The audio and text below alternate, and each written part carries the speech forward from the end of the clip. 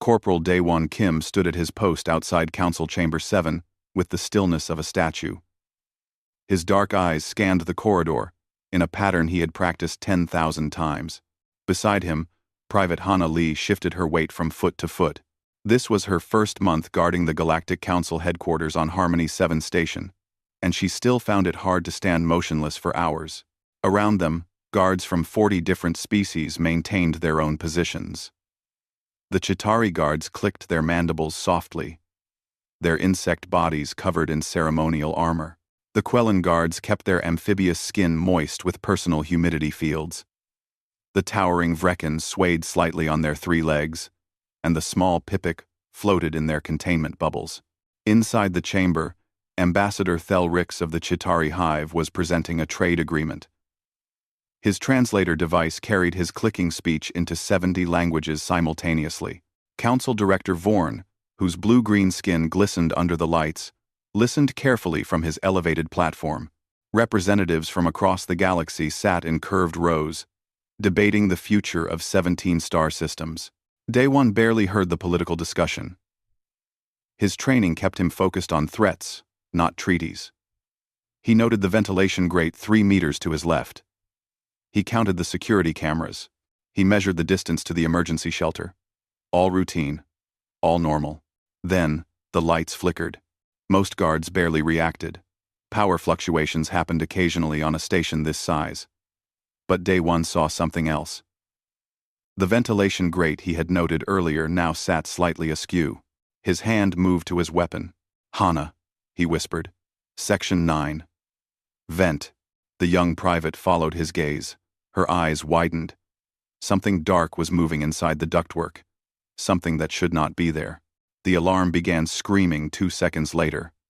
Red lights bathed the corridor. The automated voice spoke in all known languages. Security breach. Hostile entities detected.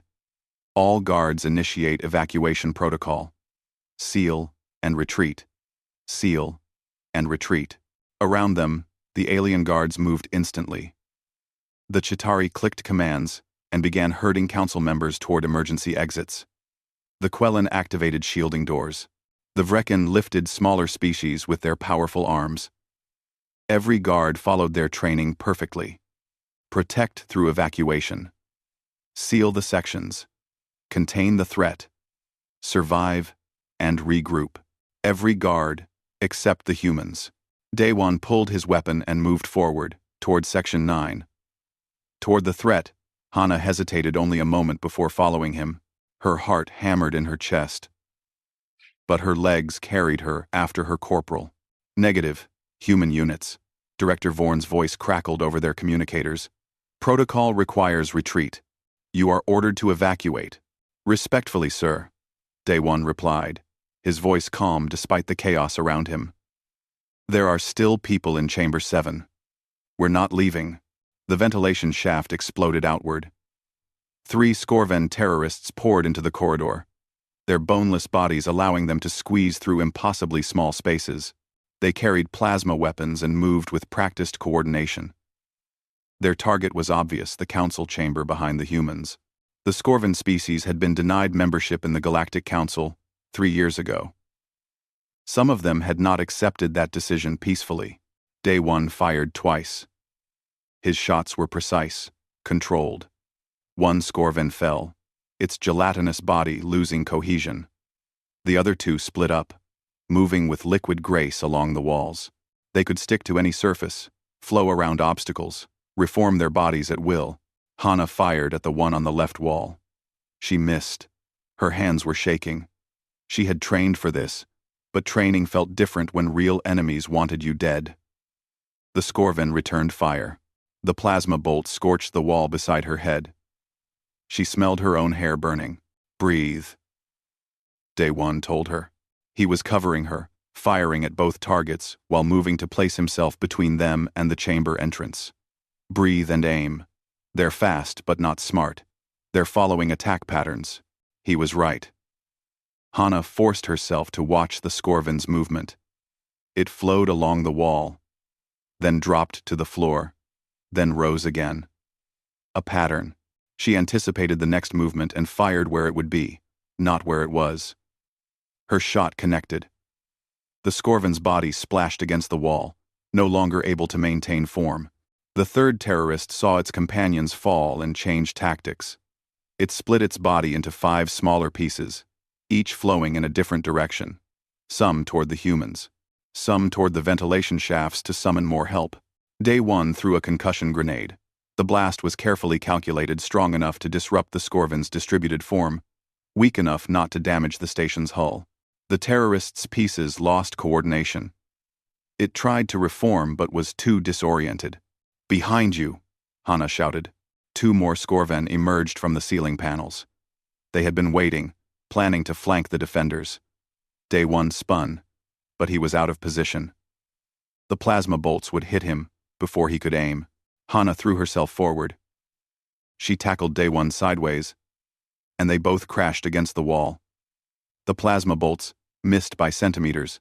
Before the Scorven could fire again, Hana shot from her prone position. 1 shot, 2 shots. Both targets neutralized.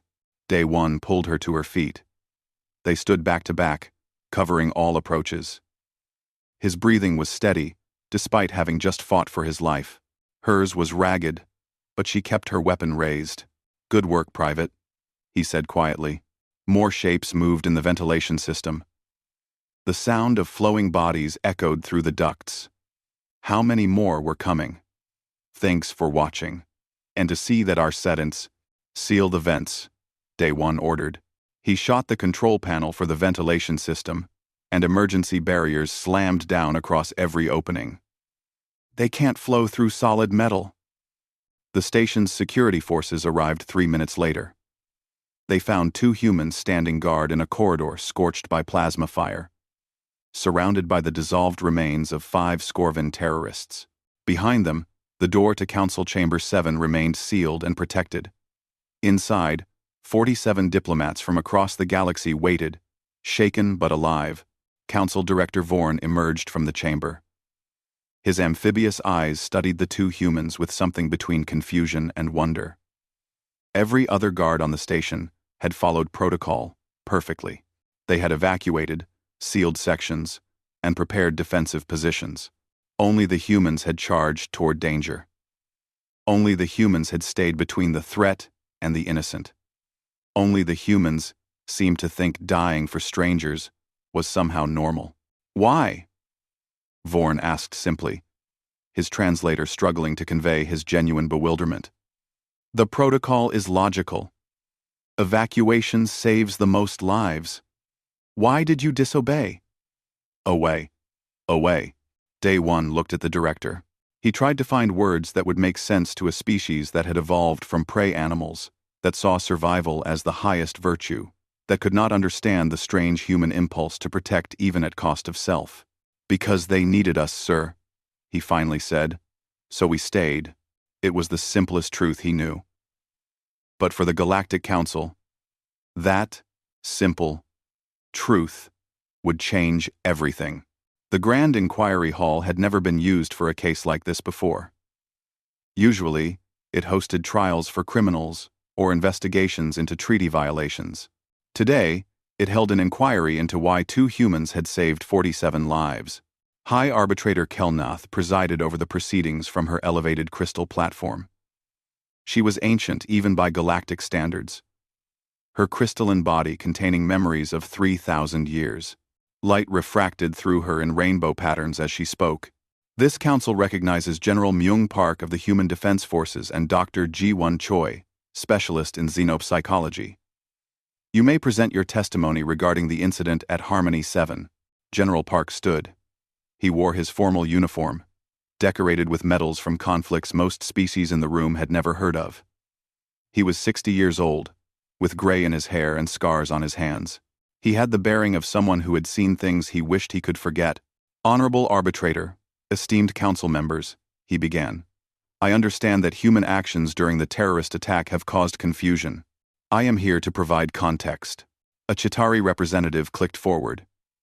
"Context is precisely what we require, General. Your soldiers violated every survival protocol. They moved toward danger when logic demanded retreat. They prioritized unknown entities over their own continued existence. By any rational standard, their behavior was suicidal. 1. By your standards, yes, Park agreed. But humans evolved under different circumstances. May I present historical data? The room's display systems activated. Images from Earth's history appeared in holographic form above the assembly. Ancient warriors holding defensive positions. Medieval soldiers standing on castle walls. Modern soldiers in trenches. The images cycled through thousands of years of human warfare. These are humans in combat across our history, Park explained. You will notice a pattern. Humans frequently choose to defend positions even when retreat is possible. We have a word for it. Holding the line. A Quellan council member, his skin flashing colors of distress, spoke up. General, my species has studied human history. It is exceptionally violent. Your species has fought over 20,000 documented wars. But these images show behaviors that seem deliberately counter to survival. Why would evolution produce this? Why? Dr. Choi stepped forward. She was younger than Park, maybe 40, with kind eyes and a patient smile. She had spent 15 years studying why different species thought so differently. Council members, may I explain something about Earth's evolutionary pressures? Most of your species evolved from prey animals or developed in hive structures. The Chitauri come from colony insects. The Quellan descended from hunted amphibians. The Vrekan evolved from herd grazers. Is this correct? Heads nodded around the chamber. This was established science. Humans evolved differently, Choi continued. We were both predator and prey. We hunted, but we were also hunted. This created unusual psychological adaptations. Our brains developed chemicals like adrenaline that make us faster and stronger during danger. But more importantly, we developed something called pack bonding. She triggered another display. This showed human brain scans alongside those of other species. When a human identifies someone as part of their group, their pack, their brain literally cannot distinguish between threats to themselves and threats to pack members. The fear response is identical. The protective instinct is automatic. But Corporal Kim and Private Lee had never met those diplomats before.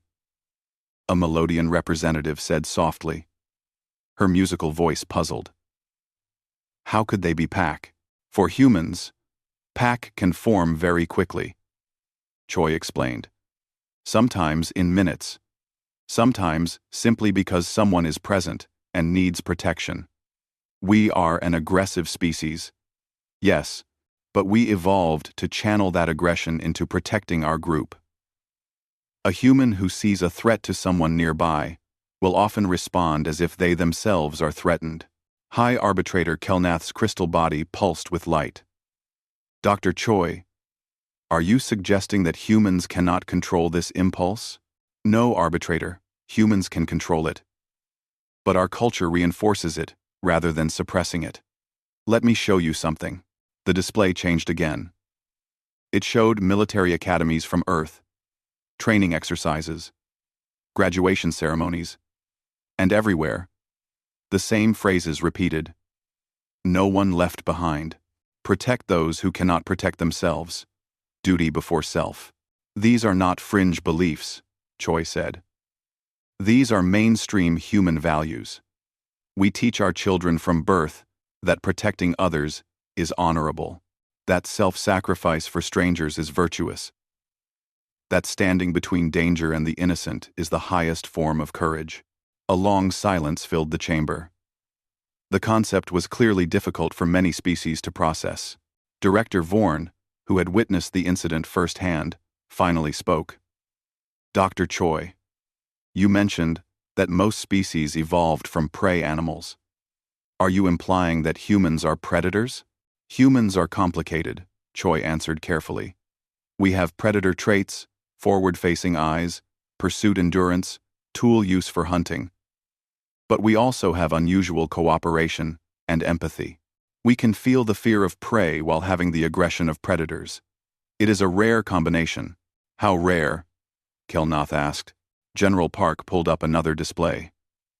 This one showed a galactic map with species marked by color codes.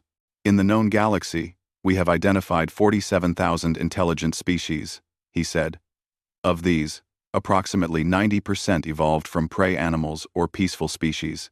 9% evolved from hive minds with distributed consciousness. Less than 1% evolved from predator species. And of that 1%? Kilnath pressed. Most are extinct, arbitrator. Predator species tend to destroy themselves before achieving space travel. A few survive but are isolated by galactic consensus because they lack empathy. They are aggressive without compassion. Park paused, letting the weight of his next words settle. Humans are the only known species that combines high aggression with high empathy. We can kill, but we also care deeply about those we protect. This makes us very dangerous and very useful, depending on the situation. A Vrekan representative stamped his 3 feet nervously. General Park, your words do not comfort us. They suggest humans are weapons that have learned to feel. What if your species decides to turn that aggression against the Council itself? Park had clearly been waiting for this question. That is a fair concern. But consider this. In 300 years since humans joined the Galactic Council, we have never once used force, except in defense of others. We have participated in 42 peacekeeping missions. We have lost 4,000 soldiers protecting species who are not our own. 4,000 deaths? The Vrekan sounded horrified. For non-humans? This proves our point. Your species is irrational. Perhaps, Park admitted. But we are also reliable. When a human guard stands at your door, you know with absolute certainty that they will die before allowing you to be harmed. Can any other species offer that certainty? The question hung in the air. Around the chamber, representatives looked at each other uncomfortably. They all knew the answer. During the Harmony 7 attack, their own guards had evacuated. The humans had stayed. This was not an insult to other species. They had followed logical protocols. But the result was undeniable. Dr. Choi added one final thought. Members of the Council, you asked why humans act as we do. The simple answer is that we cannot help it. When we bond with others, we protect them. It is wired into our brains, reinforced by our culture, and proven by our history. We are not perfect. We are violent and flawed, and sometimes frightening. But when you need someone to stand between you and death, we are the ones who will do it without question. High Arbitrator Kilnath dimmed her light, a sign of deep thought among her kind. This inquiry is adjourned for deliberation, she announced. But I suspect the Council has much to discuss about the nature of protection and the price of peace. As the chamber emptied, Director Vorn approached the 2 humans. His skin rippled with colors they had learned, meant confusion. I have lived 200 years, he said quietly. I have never understood violence. But today, I begin to understand guardians. Perhaps that is why the galaxy needs humans. We have forgotten what it means to stand when standing seems impossible. General Park nodded respectfully. Director, the galaxy does not need humans to be violent. It needs humans to transform that violence into protection. That is our gift and our burden. They left the inquiry hall, knowing that whatever the Council decided, the truth had been spoken. Humans were different, strange, often frightening, but when the darkness came, humans would be the ones running toward it, not away. The testing facility on Harmony 7 had been constructed specifically for the experiment. High Arbitrator Kilnath had insisted on practical demonstrations rather than more testimony. Words could be beautiful, she had said, but actions revealed truth. Lieutenant Sangmin Oh stood in the observation room, watching as technicians prepared the first scenario. Beside him, Officer Bo Ra Shin reviewed psychological profiles of the test participants. Administrator Vix, an insectoid scientist known for his skepticism, monitored everything with his compound eyes. Explain once more why this experiment is necessary. Vix clicked, his translator rendering his words in flat, emotionless tones. The inquiry has already shown human behavioral patterns. Showing is not the same as understanding, Bo-Ra replied calmly. She had learned patience during her years working with alien species. The Council needs to see whether human protective behavior can be replicated, or if it is truly unique. Traster, Representative Kothara entered the observation room with heavy steps. The reptilian diplomat had been vocal in his distrust of humans. His species, the Sauric, had evolved from solitary predators, and he understood violence in a way most Council species did not. I still say this is dangerous, Kothara hissed. You are asking species who have evolved toward peace to embrace aggression. This could undo millions of years of progress. Or it could save lives, Sangmin said quietly. Watch the first test. In the chamber below, 6 guards from different species stood in a simulated corridor. At the far end, holographic hostages appeared, diplomats from various races, held by armed figures. The scenario was clear. Innocent lives at risk. Begin Scenario 1, Vix announced into the communication system. The guards reacted immediately, but differently. The Chitauri guard used his communicator to call for negotiators. The Quellan guard activated a shield and took up a defensive position, protecting her own team. The Vrekan guard began analyzing possible tactical approaches while maintaining safe distance. All logical, all correct, by standard protocol. Then the human guard, a young man named Tae-ho Kim, did something no one else had considered. He ran directly at the hostage takers. Kothara leaned forward. He has no backup, no plan, no tactical advantage. Why does he charge? Watch, Bo-Ra said. Tae-ho used his momentum and the element of surprise. The holographic enemies were programmed to be realistic, which meant they hesitated for a fraction of a second, not expecting someone to attack without support. That fraction was enough. Tae-ho reached the hostages, placed himself between them and danger, and returned fire while using his body as a shield. The simulation ended. The holographic hostages survived. Tae-ho had taken 3 simulated hits, any one of which might have been fatal in a real scenario. He stood there, breathing hard, waiting for assessment. Next scenario, Kelnath's voice came through the speakers. She was watching from her own chamber, connected to all the feeds. The second test was more complex. Guards faced a situation where they were outnumbered 10-1. Victory was impossible. Survival required retreat. A voice announced, "Emergency extraction available. All personnel evacuate immediately." The alien guards retreated in orderly fashion, as trained. They sealed doors behind them, establishing fallback positions. It was textbook defensive procedure.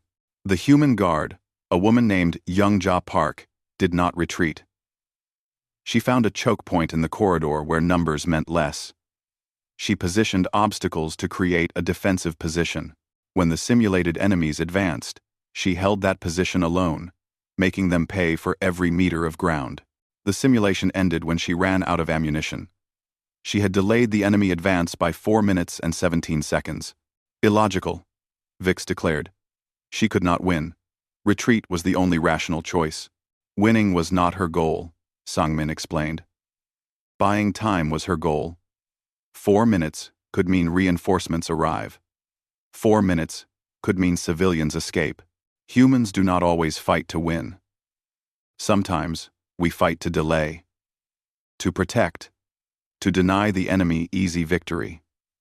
Kothara's tail swished with agitation. This aggression you speak of it is similar to how my species fights. But we fight for dominance, for territory, for survival. Why do humans fight for strangers? Bo-Ra pulled up brain scans on her display. May I show you something, Representative? These are neural scans of guards during high-stress simulations. The images showed activity in different brain regions, color-coded for intensity. The alien guards showed high activity in areas associated with threat assessment and self-preservation. The human guards showed activity in those areas too, but also massive activity in regions associated with empathy and social bonding. Humans feel the fear of others, Bo-Ra explained. When Young-Ja saw the holographic civilians in danger, her brain responded as if she herself was in danger. More than that, it responded as if her family was in danger. This is not a conscious choice, it is automatic. The third scenario was perhaps the cruelest. Guards entered a situation where they could escape easily, but only by abandoning civilians to certain death. The exit was open. The path was clear. All they had to do was leave. Every alien guard took the exit after brief hesitation. They called for help. Yes. They felt regret. Certainly. But their instinct for self-preservation overrode other concerns when the choice became binary. Your life or theirs. The human guard, a veteran named Do Yun Kwan, stared at the exit for a long moment. His hand even reached toward it. Then, he turned back and positioned himself with the civilians. When the attack came, he fought until the simulation ended in his calculated death and the survival of those he protected. Madness, Vix whispered. Complete madness. No, Sangmin said firmly. Purpose. Du Yun made a choice. He decided that his life was worth less than multiple other lives. He made a trade he considered fair. But how? Cathara demanded.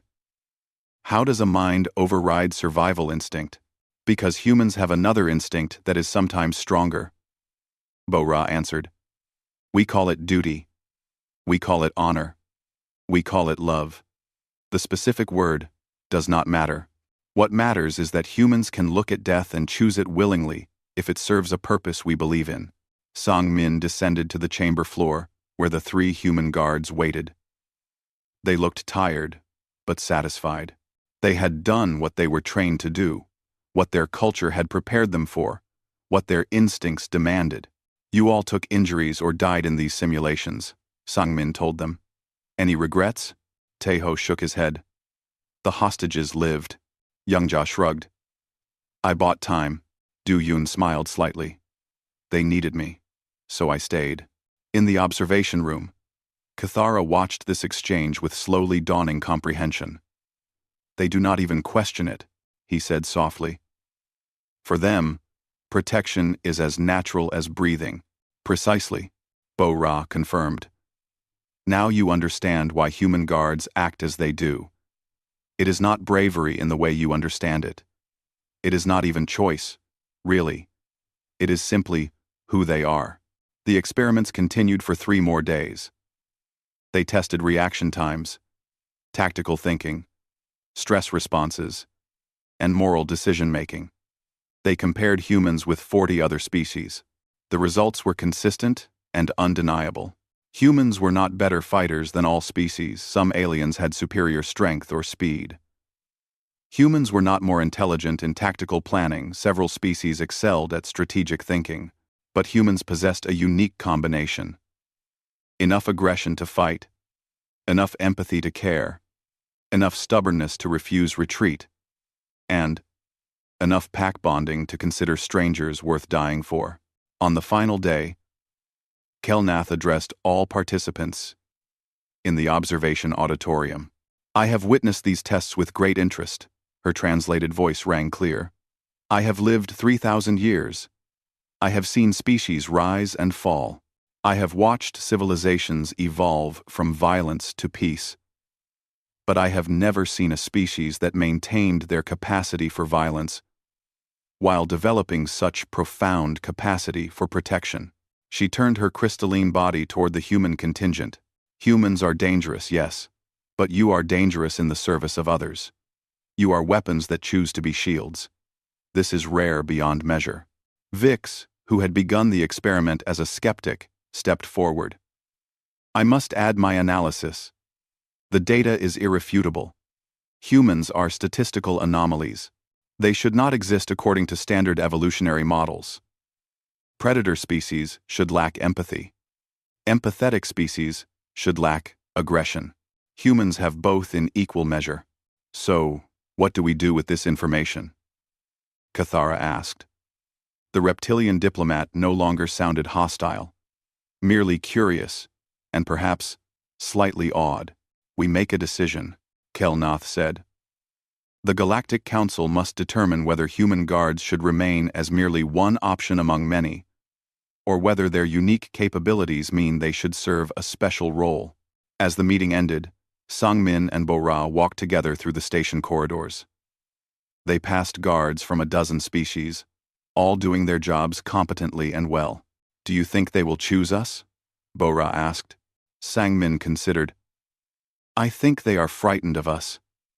But I also think they understand that sometimes you need someone who is frightening. The galaxy is not always safe. Sometimes peace requires people willing to fight for it.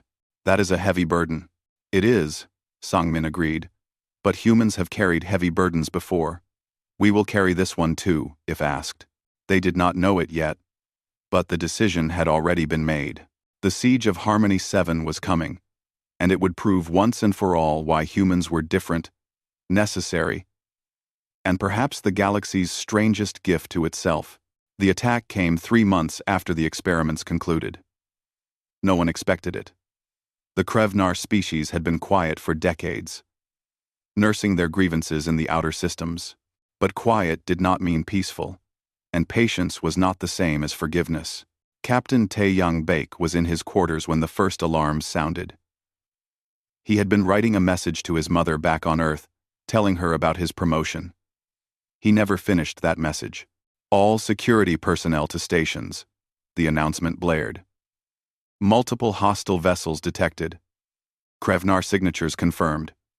This is not a drill. Number? Taeyang grabbed his armor and weapons by pure muscle memory. He had trained for this scenario, but training never included the cold fear that settled in his stomach. The Krevnar were raiders, not terrorists. They did not slip through vents. They came with warships and overwhelming force. The security station command center was chaos when he arrived. Screens showed the tactical situation, and it was bad. 37 Krevnar warships had emerged from hyperspace, all targeting Harmony 7. The station's defenses were substantial, but they were designed for containment and crowd control, not military warfare. Captain Baek reporting, Taeyang announced to Commander Velcor, a 4-armed Nexian who coordinated all station security. Captain, assess your section, Velcor ordered, his multiple arms working different control panels simultaneously. We have 2,000 security personnel from 40 species. I need to know who can fight and who should evacuate. Taeyang pulled up the roster. His heart sank. Of the 2,000 guards, only 83 were human. The rest were trained professionals, competent and brave. But they were trained for law enforcement, not war. The station shook as the first Krevnar volley struck the shields. Shields at 70%, a technician called out. How long until reinforcements arrive? Velcor demanded. Minimum 6 hours, came the answer. Nearest military fleet is in the Proxima sector. 6 hours. The station's shields would not last 6 hours against this kind of bombardment. Taeyang did the math quickly. They had to survive until help arrived, and that meant defensive operations inside the station once the Krevnar breached. Commander, Taeyang said quietly, evacuate all non-combat personnel. Then evacuate all guards who are not prepared to engage in lethal combat. Velcor's 4 eyes stared at him. Captain, that would leave us with minimal security. It would leave us with soldiers, Taeyang corrected. Most of our guards are excellent at crowd control and peacekeeping. But the Krevnar are coming to kill everyone on this station. We need guards who can kill back.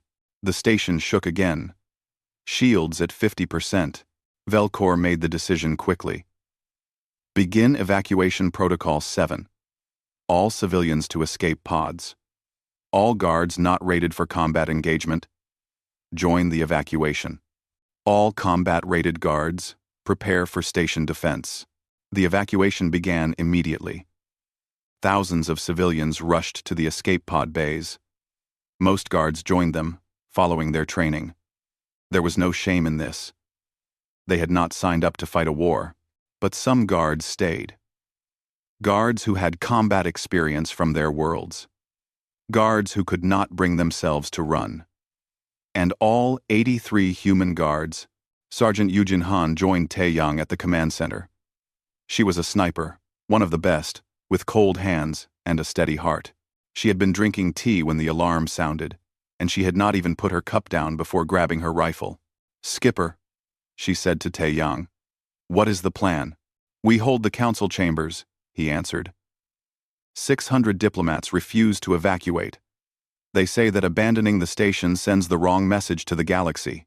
Yujin smiled without humor. Brave and stupid. My favorite combination. The Krevnar breached the shields 40 minutes later. They came in boarding craft that punched through the hull in a dozen places. The raiders were large, heavily armored, and extremely angry. Their species had petitioned for council membership 5 times. 5 times they had been rejected for their aggression and refusal to follow galactic law. Now they would destroy the council itself. The first wave of Krevnar hit Section 12. 20 raiders against 30 mixed-species guards. The guards fired, retreated, established defensive positions, and called for support. They followed protocol exactly. But the Krevnar had come prepared for protocol. They had studied how council security operated. They knew about fallback positions and defensive tactics. Section Dudeg fell in 8 minutes. The second wave hit Section 9. The pattern repeated. Guards fought bravely, but they were trying to survive, while the Krevnar were trying to kill. There is a difference, and that difference matters in combat. Section Neo fell in 11 minutes. All remaining guards fall back to the council chambers, Velcor ordered. Establish a perimeter. We hold that position until reinforcements arrive. Taeyang gathered the human guards at Junction Point 7. There were 83 of them when the siege began. 79 made it to the rally point. He looked at their faces, young and old, veterans and recruits. They all wore the same expression of grim determination. They are going to throw everything at us, Taeyang told them simply. The Krevnar want to massacre the council members. They want to broadcast it across the galaxy. We are all that stands between them and 600 diplomats who refuse to run. So, we do not run either, Corporal Day One said. He had a bandage on his arm from the initial fighting, but his eyes were clear. We hold, Taeyang confirmed. We hold, until help arrives, or until we cannot hold anymore. Private Hana checked her weapon nervously. She had fought once before, during the Scorvin incident. This was different. This was war. The remaining non-human guards joined them. About 200 in total, from various species. Some were warriors from their own worlds. Some were simply too stubborn to evacuate. They all understood what they were facing. The Krevnar came in the 3rd hour. They hit the perimeter with 400 raiders, attacking from multiple directions simultaneously. The defenders had fortified the approaches to the council chambers, using furniture, equipment, and emergency barriers to create defensive positions. It was not enough. The Krevnar had portable artillery. They blasted through barriers and advanced with disciplined fire. The mixed-species guards fought well, but they fell back as positions became untenable. Standard tactics. Preserve forces. Regroup at secondary positions. The human guards did not fall back. Taeyang held a corridor with 15 humans and 25 aliens. When the Krevnar broke through the first barrier, the aliens retreated to the second line as trained. The humans stayed at the first line. "Captain, you need to fall back," a Chitauri guard shouted. "You fall back," Taeyang answered. "We will buy you time to set up the next position." It was insane. It was illogical. It was what humans did. Yujin took a position in an elevated alcove with her sniper rifle. She had 17 shots. She made 17 kills before the Krevnar located her position and brought the alcove down with explosives. She fell 3 meters, broke her arm, and kept firing with one hand. Private Hana held a doorway alone for 6 minutes after her squad mates fell back. She sang a song from her childhood while she fought. Something about mountains and home. The Krevnar could not understand the words, but they understood the defiance. Corporal Day 1 ran ammunition to forward positions, even when those positions were under direct fire. He was shot twice, kept running, was shot again, and finally collapsed 10 meters from his destination. Another human guard picked up the ammunition and completed the delivery. The 4th hour was when the Krevnar war chief, Scar-Oth, personally entered the battle. He was massive even for his species, covered in scars from 100 conflicts. He had expected to find a broken defense, scattered resistance, easy killing. Instead, he found humans. They had been pushed back to within 50 meters of the council chambers.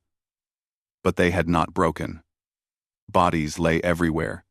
Human and alien guards who had given everything. The survivors were wounded, exhausted, running low on ammunition. By every logical measure, they should have surrendered. But humans did not operate on logic alone. "What are you?" Scar-Oth roared at Tae-Yang. They faced each other across a barricade built from debris and bodies. "Why do you not flee? Why do you not surrender?" Tae-Yang's armor was cracked. His left leg was injured. He had lost count of how many of his people were dead. But he stood straight when he answered. "Because they need us," he said simply. "And we are humans. So we stay." Yujin, her arm in a makeshift sling, fired her last shot. It took a Krevnar raider in the throat. "Out of ammo, Skipper," she called. "Then use something else," Tae-Yang answered. She picked up a piece of metal debris and held it like a club. Around her, other humans did the same. If they had no bullets, they would use knives. If they had no knives, they would use hands. If they had no hands, they would use teeth. The Krevnar had evolved as warriors. But even they were shocked by what they saw. A species that would not stop. Could not stop. Beings who had forgotten how to quit. The 5th hour brought the reinforcements. Galactic military forces arrived and hit the Krevnar from behind. The raiders broke and ran, their leader retreating in frustration. Of the 83 human guards who had taken up defensive positions, 31 were still alive. All 31 were wounded. Of the 200 other guards who had stayed to fight, about 90 survived. But all 600 diplomats in the council chambers lived. Council member Prendok emerged from the chambers. He was old, even for his long-lived species. He had seen 3 centuries of peace. He had never witnessed violence until today. He looked at the human survivors. At Tae-Yang, who could barely stand. At Yujin, who held her broken arm and smiled warily. At Hana, who was crying and trying to hide it. At Day 1, who was being carried on a stretcher but gave a weak thumbs up. "Why?" Prendok whispered, his voice breaking. "Why did you pay such a price for us?" Tae-Yang looked at the old diplomat. At the alien, who had lived 300 years in peace. At the being, who represented everything the Galactic Council stood for. "Because peace is worth protecting," Tae-Yang said, "and someone has to stand guard." Then he collapsed, and his fellow humans caught him before he hit the ground. 6 months after the siege, the Grand Council chamber had been rebuilt. The walls showed no signs of the battle that had nearly destroyed everything the chamber represented, but everyone who entered those halls remembered. The scorch marks might have been erased, but the memory remained written in deeper places. Chairman Velkir called the assembly to order. His species, the Archons, were natural leaders, tall, dignified, and ancient. He had guided the council through crises before, but nothing quite like this. "This assembly convenes to address Resolution 7749, he announced. "The question of security protocols for Galactic Council facilities." Ambassador Min-Seo Kang sat in the human delegation section. She was in her 50s, with silver in her hair and the bearing of someone who had spent decades navigating galactic politics. She had known this day was coming. The siege had forced a conversation the council could no longer avoid. The floor recognizes Ambassador Kang of Earth, Valkyr said. Minseo stood and walked to the central platform.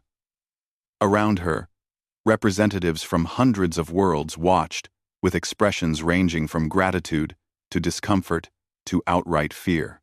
Chairman, honored representatives, she began. I understand that Resolution 7749 proposes that only human guards be permitted to serve in council chambers and other high-security facilities. I understand this resolution has generated significant debate.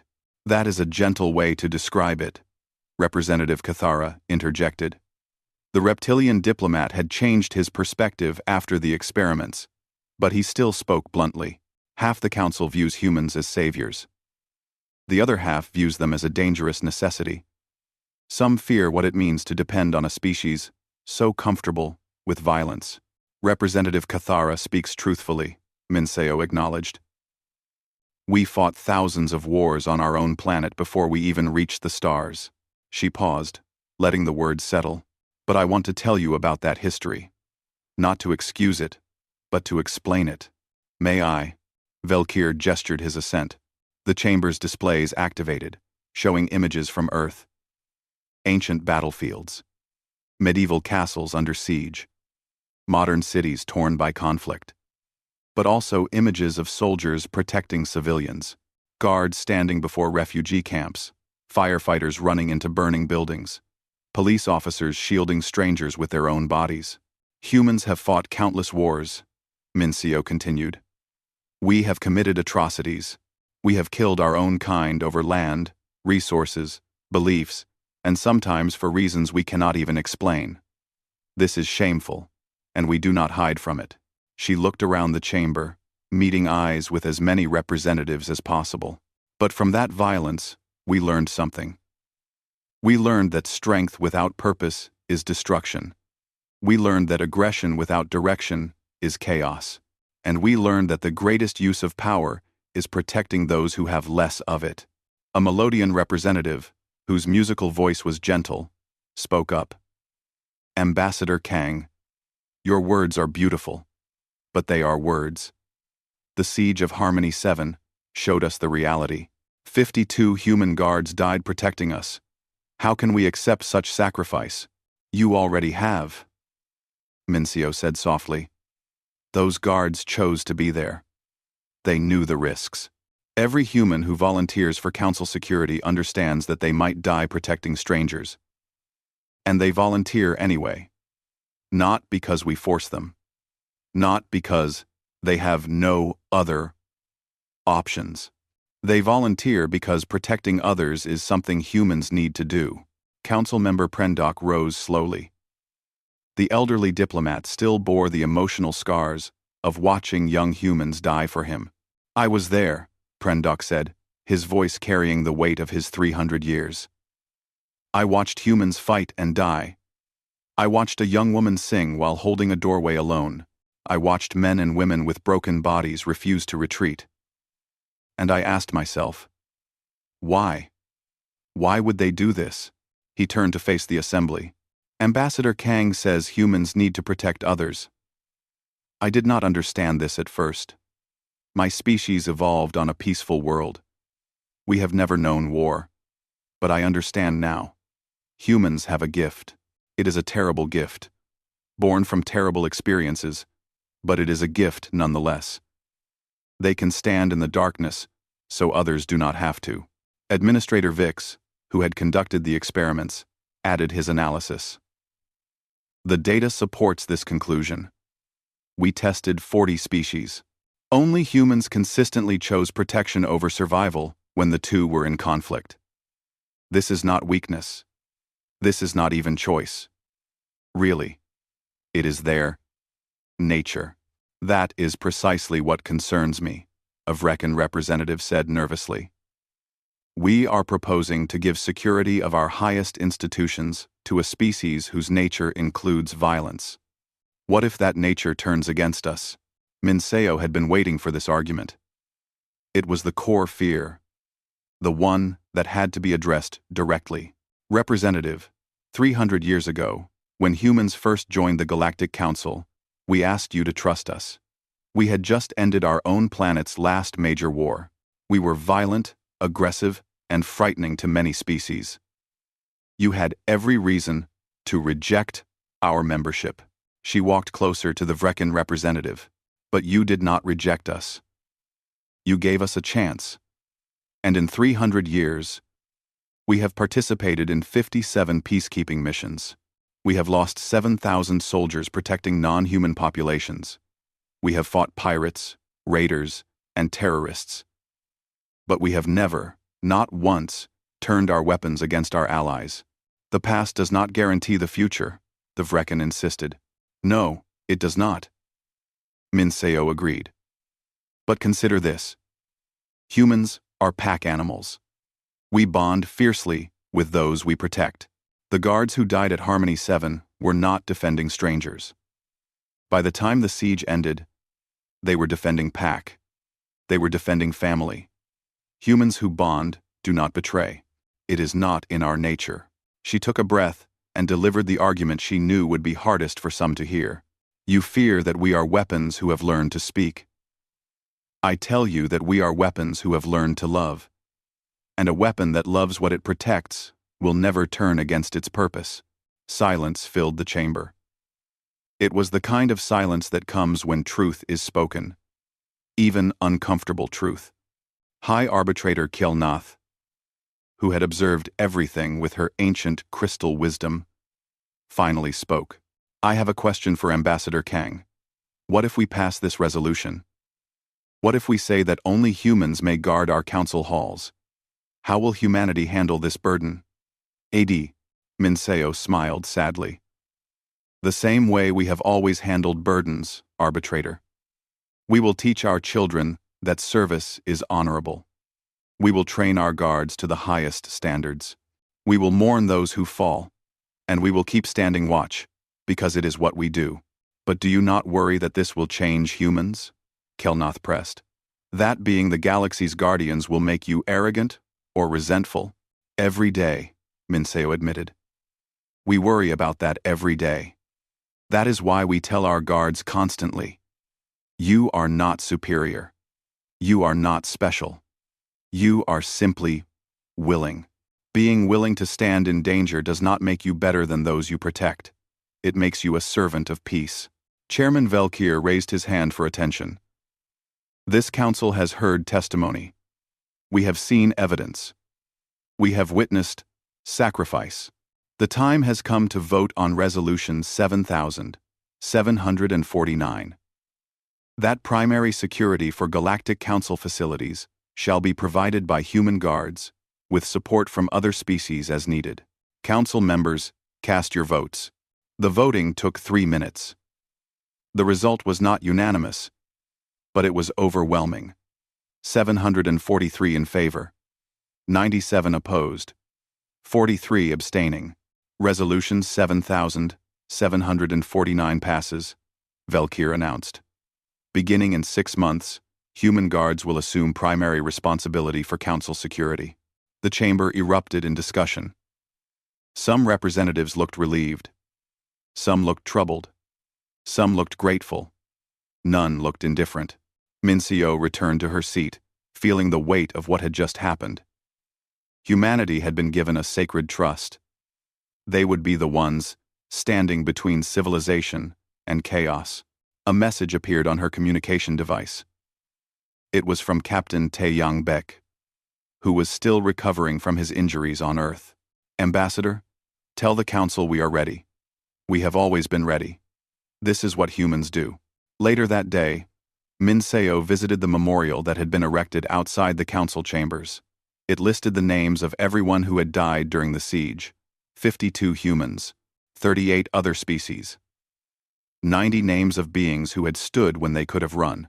She placed her hand on the memorial wall and whispered a promise. We will be worthy of this trust.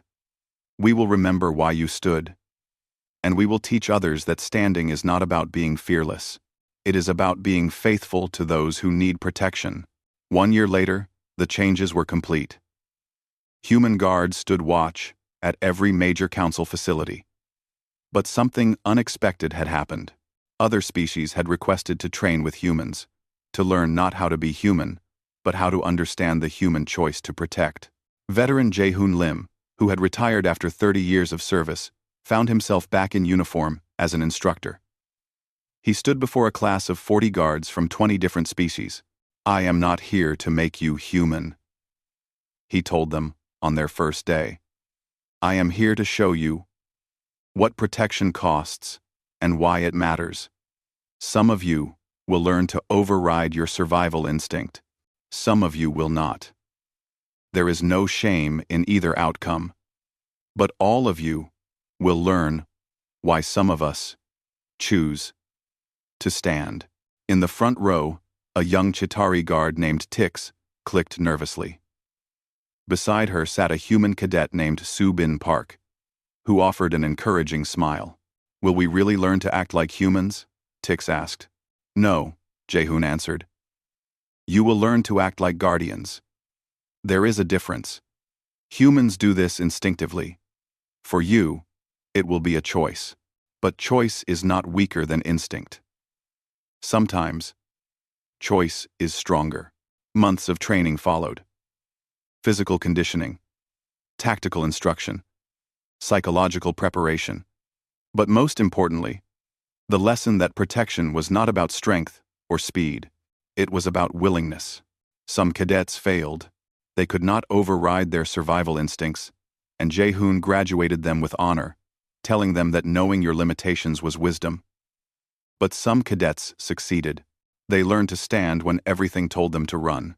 Soo-bin graduated at the top of her class. Her first assignment was Council Chamber 7, the same chamber that Corporal Daewon had defended during the Skorven incident years before. On her first day, she stood at her post with proper military bearing. Beside her stood a Chitauri guard named Tix, who had also graduated. Tix had learned to override her instinct to flee, though it was still difficult for her. "Nervous?" Soo-bin asked quietly. "Terrified," Tix admitted. "My brain keeps screaming at me to find the nearest exit." "Mine too," Soo-bin said. "Fear does not go away. You just learn to stand despite it." They stood together in silence for a moment, human and alien, both wearing the same uniform, both committed to the same purpose. Inside the chamber, diplomats debated the future of star systems. They argued about trade routes and territorial disputes. They represented hundreds of worlds and billions of beings. And outside the chamber, guards stood watch. Human guards primarily, as the resolution mandated, but also guards from other species who had chosen to learn what protection meant. They were all united by a simple truth, one that humans had known for thousands of years and were now teaching to the galaxy. Peace is precious. Civilization is fragile, and someone must always stand guard. That night, as her shift ended, Soo-bin walked past the memorial wall. She read the names of those who had fallen. Humans and aliens.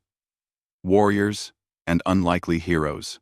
She placed her hand on the wall, just as Ambassador Minseo had done. "I will stand," she whispered. "I will hold. I will protect." It was the oath that all council guards now spoke. Simple words, but they meant everything. Across the galaxy, in council halls on 100 worlds, human guards stood watch. They were not perfect. They were not fearless.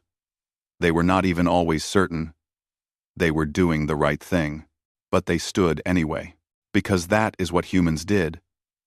And now, slowly, carefully, beautifully, they were teaching the galaxy that standing watch was not just about being human. It was about choosing to be the wall between darkness and light. About deciding that some things were worth protecting, even at terrible cost. About understanding that the highest purpose of strength was service. And in council halls across the stars, guards of many species stood together, united by purpose, if not by nature. The galaxy had learned why humans were different. Now it was learning why that difference mattered.